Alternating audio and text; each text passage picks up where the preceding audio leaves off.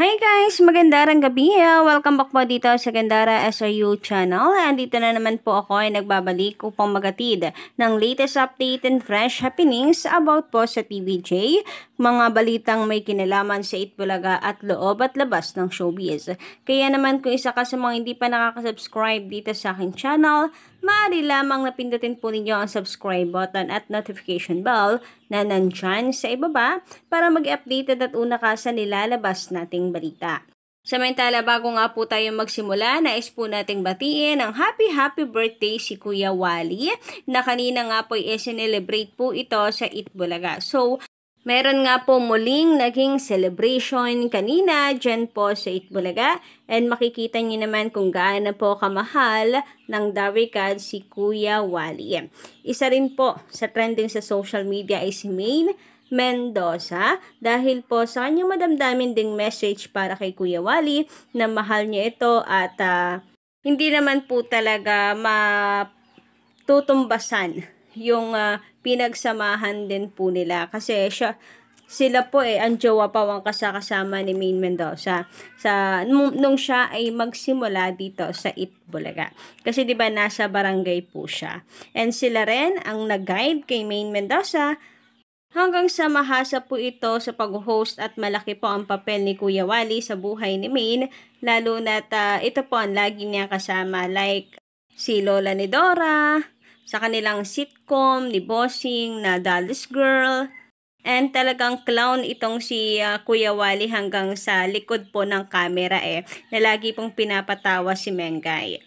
Samantala, dumako naman po tayo ngayon sa atin pong mainit na balita para po sa hapong ito. Pumapatungkol naman po ito sa katapat pong show ng TVJ which is ang Showtime na kung saan gumawa po ng ingay kamakailan lang dahil nga sa paglipat po nito sa GMA Network. So, mainit ang pinag-usapan sa social media. Kumbaga, gumawa rin po sila ng history in Philippine television, mga kadarikads.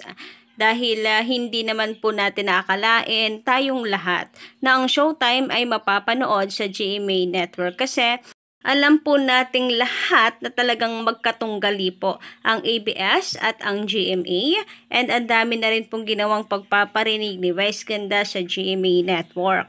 Biruin nyo yon, after that, sa GMA Network pala ang kanyang bagsak, ang kanilang bagsak, di ba?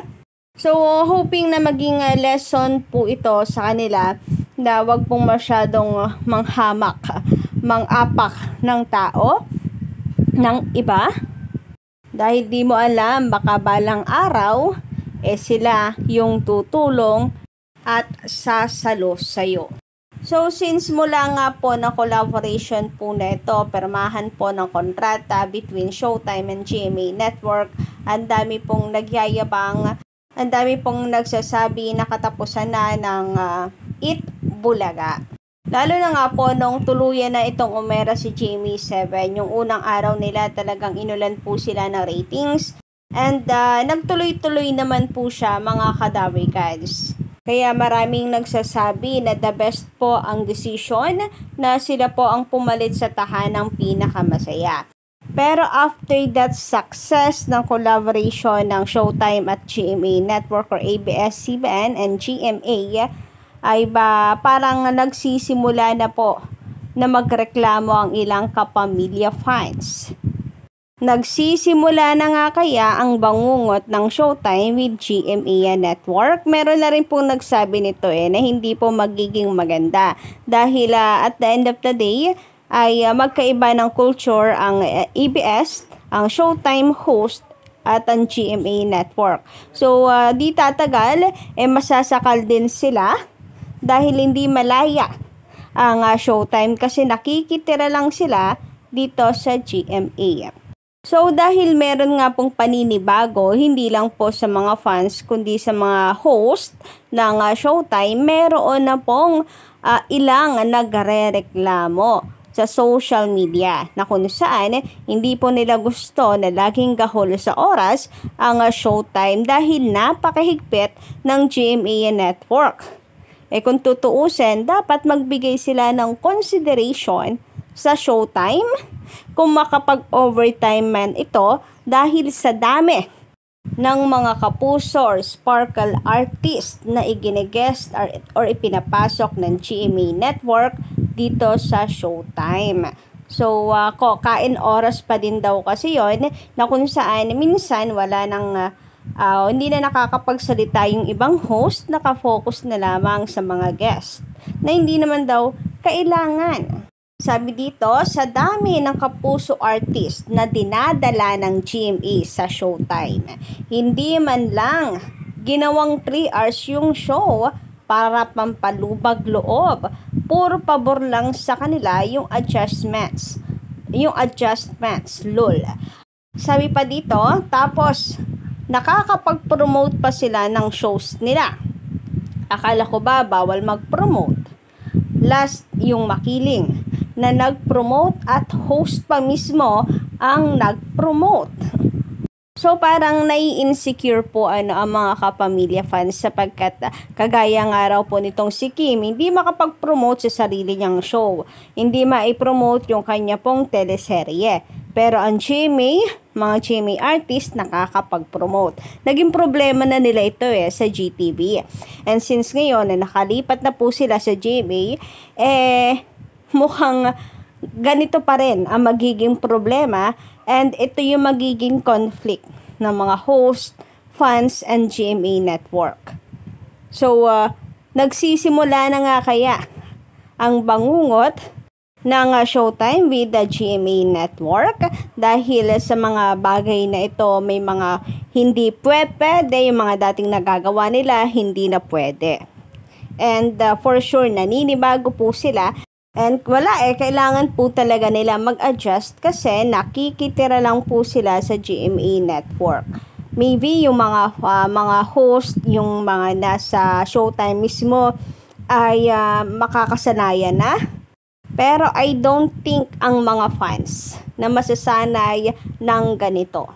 Samantala, dumako naman po tayo ngayon sa pagbabasa ng komento mula sa ating mga subscribers. Mula po kay Miss Jomalyn Marabe, magandang gabi. Halos naman nang nasa It's Showtime, tumuntong sa EB bago sila nag-It's Showtime. Ang host na si Ann Curtis, naglaro sa Pinoy Henyo. Ang mga street boys, si Vong Navarro at si Jong. Si Ami Perez, si Ogie, galing din sila dyan.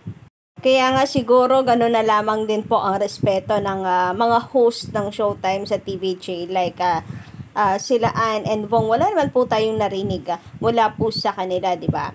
Kaya yung mga basher ng Itbulaga na kapamilya fans or Showtime fans, nawa po ay hinay-hinay dahil ang mga host din po dyan sa Showtime ay minsan din pong tumapak sa Itbulaga. Samantala, sabi naman everything's legit. We all know TVJ's Itbulaga is our life, going 50 and beyond. Also, don't call ABS-CBN's It's Showtime a pure kapuso. Yes, hindi po kasi sila pure kapuso. At the end of the day, station lang ang ambag po ng GMA dyan sa Showtime. Yung mismong programa, content, naging success ng Showtime sa ABS-CBN po lahat yan. Pati fans sa ABS-CBN po yan. Kaya nakakaloka itong ilang kapuso fans and mga tape defenders kung maka-credit naman, kung makapagyabang naman. Akala mo kanila ang Showtime. Samantala, sabi naman na isa pa natin dito, commentor, ako rin. Dati, GMA lang ang pinapanood ko. Noon, nung lumipat ang TVJ at The Recads lumipat, din ako sa TV5. Lahat ng palabas ng TV5 pinapanood ko. Lahat hindi namin iiwan ng Itbulaga. Forever kami sa TVJ. Nako, marami pala talaga, no? Ang nagsisamahan po talaga sa TVJ. And parang hindi na po masyadong pinapansin na ngayon ang GMA dahil meron na rin pong mga paboritong programa sa TV5. Samantala mula naman sa komento ni Miss Cathy Hill, magandarang gabi po sa inyo. Shout out, Ma'am Gandara. Ang mga bashers ng Itbulaga ay mga utak ang mga utak ay nasa talampakan. There is no perfect show. let Showtime enjoy their high ratings. Since they are under GMA, the number one network in the country, as Gozon claimed, Itbulaga have been shining for years, not only for its ratings, but because of its quality segments and charisma to our Darigats. TVJ reached already their audience, all walks of life, with charm. That's why they still stand out on stage. Yes, tama po kayo, Miss Cathy Hille, no? Hayaan na nga lang po na enjoyin po ng Showtime ang kanilang high ratings para po sa mga bashers ng Itbulaga. Huwag po masyadong mayabang kasi baka mamaya niyan sa sobrang taas po ng inyong kayabangan, bigla po lumagapak sa ratings ng Showtime, umiyak po kayo at ang mag-aligalig sa social media. So, yun lang guys sa ating update para sa gabing ito. Don't forget to click the subscribe button and notification bell for more updates.